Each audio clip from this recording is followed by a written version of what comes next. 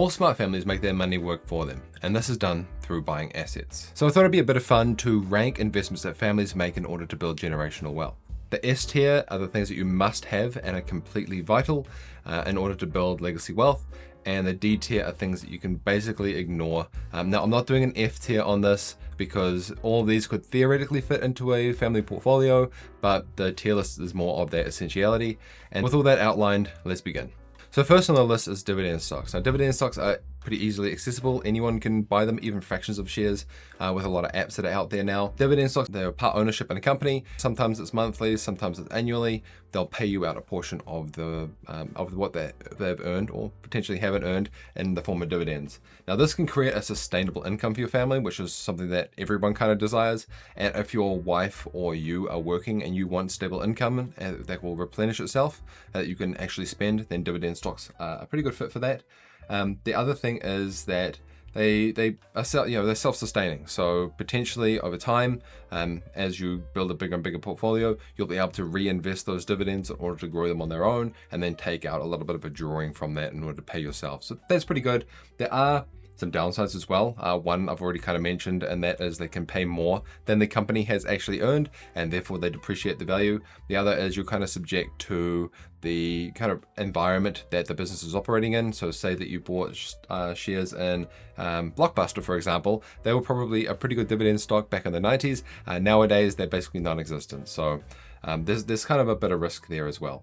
Now, on the other thing, I suppose, with stocks is you have limited leverage. So you have to have a lot of money in order to make a lot of money with dividend stocks. Now, that can be a little bit different when it comes to like dividend growth stocks, where the yield starts out low, but if they kind of compound and grow year on year. If you want to look more into this, look up Dividend Aristocrats, and they can, over time, over the lifetime of a portfolio or your reign as patriarch, they can compound to be a decent kind of chunk of income as well. So there's that as well. Now, they do compound over the generations. If you bought a Dividend Aristocrat stock now and you held on to it for 100 years, it's going to be pretty valuable and produce quite a lot of income in that 100 years, provided that the business is able to adapt with the time. So for that reason, I am going to drop dividend stocks into the B category. They're not going to make you rich unless you already have a lot of money, but they will produce income over time, especially if you're going for the dividend growth stocks. Okay, next up is orchards. Now, this one is a bit of a unique one. Typically, an orchard will be 5 to 10 times more profitable, but the reason that farmers don't do that is because they have overheads and they've got things to pay. There's also a lot of risks that come along with orchards as well. So an orchard on a small scale for a family can actually be quite a profitable venture, but you already have to have the land in the first place. But for a farmer, there's typically inherently too much risk, especially because it takes quite a long time to build that orchard up to a profitable venture in the first place. So one of the strengths of them is they grow in value over time. Things are only getting more expensive and they can kind of keep up with inflation, especially if it's a niche product. But the more niche it is, obviously the more subject to a recession it is. People probably aren't going to be buying as many macadamia nuts as they are apples, for example, during a recession. So you kind of got to balance it out a bit then. But another added benefit is they can also produce food for your family. Another thing is that you could create a business around producing goods out of hazelnuts. So you can roast them and create a coffee substitute. You could blend them and make hazelnut butter. Essentially, they have a lot of other uses outside of the financial benefit. And if you do want to turn it into a business, you absolutely can. Now, there are a couple of downsides. And when I say a couple, I mean a lot. They can be wiped out by a single event. So look at the weather in Florida, for example. If you had an orange orchard and you were hit with a hurricane, for example, it can wipe out a huge portion of your investment. The other thing is you kind of need land in the first place. On a dollar investment basis, they're probably not going to give you the highest return on investment, because not only do you have to own the land in the first place, but it takes 10 to 20 years to establish a strong orchard. And then also there's obviously a lot of skills in upkeeping and developing that as well. So for that reason, I'm going to be putting orchard in the D tier, and that's not to say that they aren't a good investment for some people. For the most part, you can basically ignore them unless you already have land.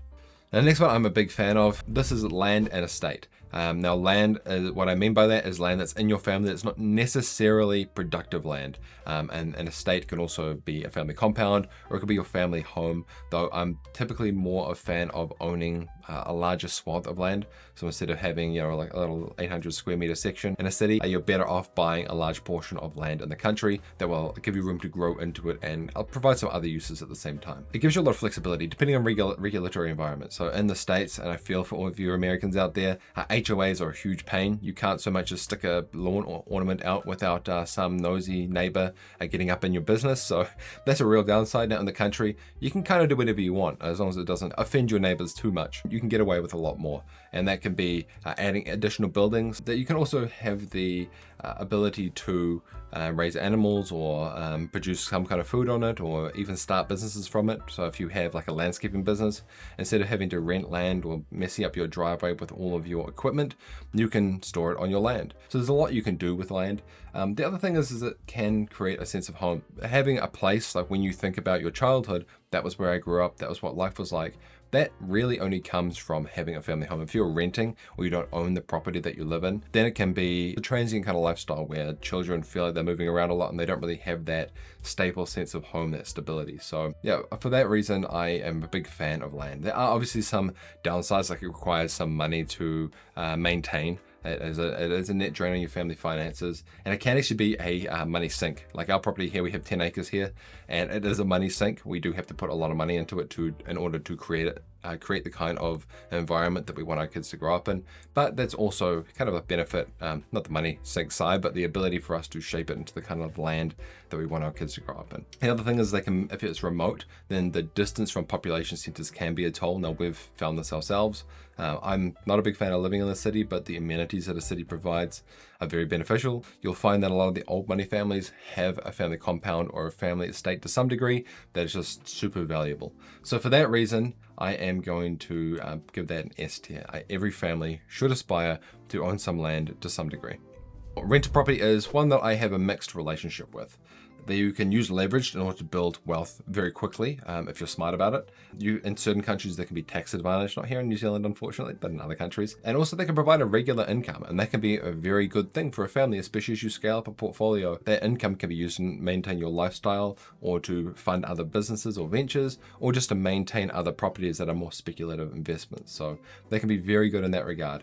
Now, that said, there's also things like regulatory changes that can really make you suffer. Personally, I've had bad runs with rentals. I've built a lot of wealth through rentals, but also I've had bad runs. I had one rental with, I'll tell the full story another time, but effectively the tenant that had to leave, that basically stopped paying rent, kept coming back and destroying it. So I would tidy it up, pay for the renovations, and they'd come with a hammer and smash a hole in every, you guys call it rock wall in the States. They smashed a hole in every single piece that then had to be patched multiple times. They'd leave the water running, which ruined the floor. They smashed up new appliances. So it was a bad run. And it got to the point where the insurance company said that if it happened again, this is after, I think it was 2 or 3 times, they wouldn't cover it. So I had to pay a security guard to watch the house at night until it was rented. And it was a nightmare. And it's not as passive as all the gurus make it seem. You do have to do work. There are investments you have to make. There are maintenance. You do get nightmare tenants. When it works, it works. And when it doesn't, it really doesn't. So in terms of where it fits into your portfolio, I'm going to actually put it on the same level as dividend stocks, and I am going to put it in B tier. Not 100% essential, but if you have a lot of wealth already, it's a great place to park your wealth in order to produce more. Okay, the next one, network. Now this is something that is very underrated in the modern day. We have this ability to connect more than ever with technology, but yet somehow we've found ourselves more distant. But in this, there lies an opportunity, because where most people kind of neglect their network, you're able to build one deliberately and use it as a tool in order to build wealth for your family. So it's definitely something that shouldn't be neglected. A network is where most opportunity is found, and if you look at like a billionaire and you took everything away from that billionaire, they would quickly be able to rebuild, maybe not to billionaire status, but at least get back to being a millionaire within a matter of weeks, just purely by relying on their network and their reputation. So building a network is a very, very powerful tool for any family. Now, the real downside to a network, a couple actually. I suppose it takes a lifetime to build a really good one and a really strong one. You can't make old friends, so there is a huge time barrier there as well. Also, you have to have pretty good social skills, and a lot of people are lacking these days. But the other thing is it can be lost through bad reputation management. So if you have one child that can't really handle themselves well in social situations, or maybe they're trying to become an influencer and doing things they maybe shouldn't be, that can actually take its toll on your family reputation and completely sabotage your network as well. There can be like a barrier between generations. I mean, I'm in my mid-30s and I sometimes can't understand what teenagers are saying with all the skibbity this and bet and all this other stuff they say. It's like a code language. But if you raise sensible children, you can actually hand down this network and really leverage it to build strength for your family like the families of old. I'm not saying to treat your children as assets to marry off, but strong marriages can actually strengthen your family and weak ones will pull them apart. So you having a hand in that to some degree and teaching your children how to meet the right kind of people, hugely advantageous. And for that reason, I am actually going to put a network into the A category.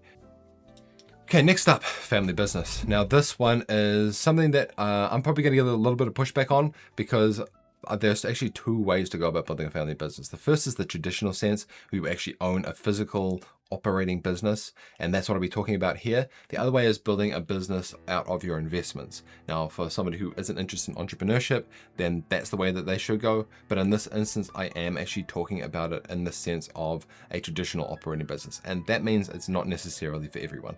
Now, one of the big benefits to a business is you can scale it with your family members, and it gives you kind of a lot of flexibility once it's really established. So being able to bring your children into the business once they're suited, have the suitable skills for it, hugely advantageous, and you're able to grow the business. Like there's never a better manager than a family member. Now that said, nepotism can work against you, and they can wind up resting on their laurels and not pulling their weight like a normal employee would. So it's really just down to the personality and making sure that there's the right fit of skills for the person that's working in that business. But I'm actually a huge fan of nepotism, so if you can use it to your advantage, then definitely use it. High net worth families are often tied to business, so if you want to build a high net worth within your lifespan, then businesses basically, other than like maybe a huge investment that pays off, business is basically the way to go. Now this could be the business of rentals, it could be an operating business, but it has to be a business to some degree. That said, it can also be a huge money sink and a huge time sink with no payoff.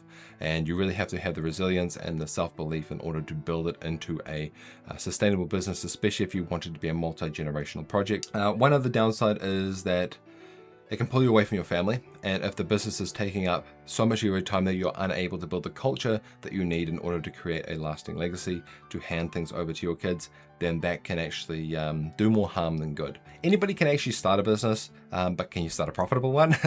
that's debatable. All that said, family business goes in B tier, and that's a traditional operating family business. You don't need it to build generational wealth, but if you can do it well, it really does help. Okay, next up is something I'm not that familiar with. Now, I've heard that you can use insurance to protect your wealth in your old age, so you're able to hand over a full inheritance while spending it, but at the same time, somehow magically avoid tax. So this is something I want to look into more. I don't want to really talk too much on this because it's not something I'm terribly experienced in, but if you do want me to learn more about this and find somebody to talk to, or you have a suggestion for somebody I can talk to, then by all means just drop a comment down below. It kind of puts a price on your head, you know? It's almost like there's a bounty. I don't know, I just feel a little bit weird about it. But if it's a powerful tool in order to pass the wealth down, then it's by all means it should be something that you use. But confusing, does everyone need it? Not quite sure. I'm going to put that in the C for now. Maybe in a future list I'll review that, but I'm going to put it in C tier for now. This is the hot topic at the moment, precious metals. This is the oldest form of currency. Gold, silver, platinum, palladium, specifically gold and silver, oldest form of currency, and it can be seen as an inflation hedge or a store of wealth. Now, at the same time, somebody can break into your house and steal these things, so that's something to be aware of. So you should really have like some kind of vault or a safety box. And then, if you do, it does cost you money to store it. You have to pay to dig it up, pay to acquire it, pay to refine it, and then pay to bury it. And also, the other thing, is it doesn't actually do anything. Gold's basically a paperweight, but people have tied a value to it, and it can be seen as a hedge against inflation. I'm a bit mixed on it, but I'm going to put it in the C tier. Okay, art. To me, it seems like a bit of a racket. I'm not a big fan of holding on to pictures that you pretty much have to protect. I mean, you kind of got to bubble wrap them because I don't know what your kids are like, but they can be a bit touchy at times. So having an environment in which to store them safely. And then there's like the accessibility side of it. So for us to be able to buy art, very prohibitive, not necessarily because of cost, because there have been people that have bought like $1,000 pieces of art that have wound up being worth hundreds of thousands, and depending on the artist, if you find them early enough. But in terms of understanding what makes a good piece, I mean, look at the woman in this picture here. I don't know what's going on here, and I don't think she does either. It's something that I think is a lot more nuance than seems at first glance. So I'm studying the Medici family at the moment, and one of their biggest power plays was their investment into art. They weren't buying art or commissioning art just for the beauty of it, though they were. It was also a power play. It was like a political power play to show their wealth off and to cement themselves into the cultural zeitgeist of the time. There's this painting that the Medici had, I think it's called The Worship of the Magi or something like that, and they actually painted the family members into the painting. I think that one was done by Sandro Botticelli, and he actually painted himself into it as well, which is super interesting. Use it as a means to cement and kind of signal power. So art is good in that regard. In terms of building wealth, can be really good if you buy smart, but again, do you really know what it is to buy fine art? So you have to hire someone that knows, and then you have to sell that piece to somebody else. So there's like it doesn't really seem like a terribly liquid asset in that regard. It is very specialized. It is something that you do need a specialist or some kind of specialist knowledge to acquire. Appreciation in it, I don't think is necessarily taxed. You're going to put it in D tier, even though I've said all that. Basically because unless you already know a lot and you have the means to protect and store it in a safe environment, it's probably not going to be the best thing for your family. You're probably better off focusing on B tier and up if you want to preserve or build wealth. If that's something that you want me to get somebody on to talk to about so we can community understand the world of fine art more, let me know in the comments and I will reach out to a few people on X and see if I can find an art appreciator to get us in the field. Up on the list is skills. Now these are a very powerful tool for your family, because if you are skillless, it can be very hard to build wealth, get ahead. Transferable to children. They can increase your earning potential, and they can increase the fluid intelligence of your family as well. The more kids you have, the more you're able to combine those skills, or siblings are able to combine those skills to create something unique. A child who learns the family business from age 5 to 15 is probably going to be ready to go out into the world and make money by age 15 than a child who is kind of just left to his own devices until he's 15, and then he's going to try and figure out what it is that he wants to do. Even if he doesn't want to do the same thing as you or the skills that he's learned, the fluid intelligence that's built around that and the ability to figure out more things is going to be much more benefit to him than, say, playing Fortnite for 10 years. The downsides, though, is that the changing world can make skills obsolete, though understanding and learning how to learn is also a skill in and of itself. It's hard to pass on certain skills to children that aren't well suited to it. That said, the larger your family, the larger the pool of potential your family has. So more kids equals more potential to pass those skills on. So a bit of a mixed bag there, but skills are going to open up the door to generate wealth for your family. And for that reason, I am going to put it in A tier. So that's the list. Let me know in the comments if you would do anything differently or you want me to do this again with a different list. I actually had a much longer list of assets, but I want to try and keep this manageable, even though we'll kind of run up on time a little bit here. So yeah, if you, I'm going to put a video up here with something that's related to the list and interview that I did that I think you'll find very beneficial. And if that doesn't interest you, or you are shorter on time and you want to learn something quickly, I am going to put a video here that you can go and check out to learn how to build more generational wealth for your family. And that'll do it for this video. I appreciate it. Like, comment, subscribe, and all that stuff, and I'll see you in the next one. Bye for now.